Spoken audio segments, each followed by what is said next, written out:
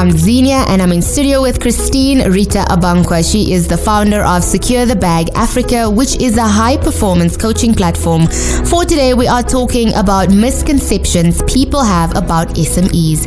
What is true and what really isn't? Christine, can you touch on some of the misconceptions people have about SMEs? Oh my, there's so many, Xenia. Where do we even start? Okay, let's run through a few. One misconception people have is that entrepreneurship is a quick and guaranteed way to riches. First of all, it's about solving problems, creating solutions, and adding value. The money may come, but there's so many other variables that influence your income. People also think that when you become an entrepreneur, you're your own boss. That is not totally true because there's so many other people you're accountable to, such as customers, investors, and even your own employees. What about the belief that all you need is an amazing business idea and you are good to go? Again, not totally accurate. You do need a great idea, but bringing it to life requires so many other things, such as market research, for example, to ensure that your idea is even feasible. Which brings me to another misconception, which is that passion and dedication alone are enough to succeed. Sometimes the business is just not viable. The market isn't receptive, or for whatever reason, things just aren't working out.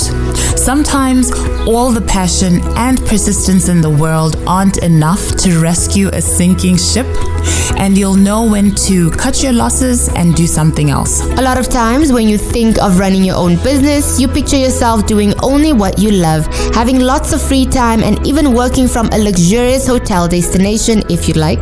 How close is that to reality? Well, it also depends on what kind of work you do.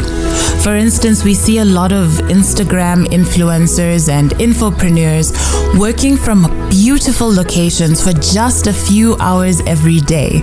And then you have people who've reached a certain level and have lots of people working for them. We really don't see what goes on behind the scenes, eh? Yeah, many of these people worked incredibly hard to get to where they are. To reach that level of freedom, there's a lot of automation and brand management, especially for people who work online.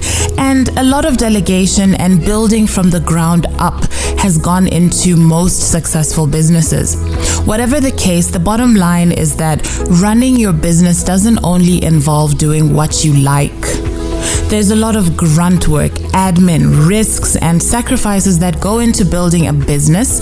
And at least in the beginning, you'll likely be doing a lot of it yourself to cut costs. It actually makes me think of Wiz Khalifa's Work Hard, Play Hard, and Gwen Stefani's Luxurious. You know when she says, working so hard every night and day and now we get the payback.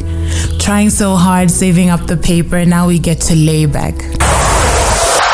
The Power Hour, a show for aspiring and operating entrepreneurs. We speak to young business leaders, look at the African economy and the opportunities it offers. The Power Hour, your entrepreneurship hub, Mondays to Fridays between 5 and 6 p.m. exclusive to Energy 100, the power station. Proudly brought to you by Lexna Insurance. Lexna Insurance, fighting for your rights. This is the SME Hub on the Power Hour. Now, Christine, we are talking about the misconceptions that people have when it comes to SMEs. Do you think that entrepreneurship gets the respect that it deserves, particularly in the African context? Because of the high rates of unemployment we see on the continent, and entrepreneurship being one of the solutions to unemployment, and now I'm speaking from my own personal experience, right? I find there's a tendency for people to think that you started a business because you couldn't get a job and you're struggling.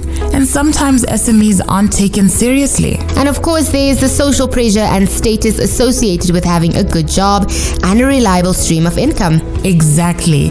I think we need to appreciate the unique skill set and characteristics required to survive as an entrepreneur, depending solely on their business. The resilience, character, and bravery. We need to see entrepreneurship for its empire-building possibilities rather than just as a way to survive. On the other hand, you find people who think you're swimming in pools of cash since you work for yourself and you control all the income. Before I let you go for this afternoon, Christine, please do tell us more about what you do and how people can get in touch with you. Thanks, Zelia. As a purpose catalyst, vision implementer, and startup strategist, I work with individuals and companies from all over Africa to help them create or enhance their businesses and careers based on their unique visions. I also run a series of online programs, and I teach people how to find and develop their own coaching niches so that they can empower others too. You can follow Secure the Bag Africa on Facebook and Instagram to get in touch and watch our Pan-African business webinars and find out about our masterclasses.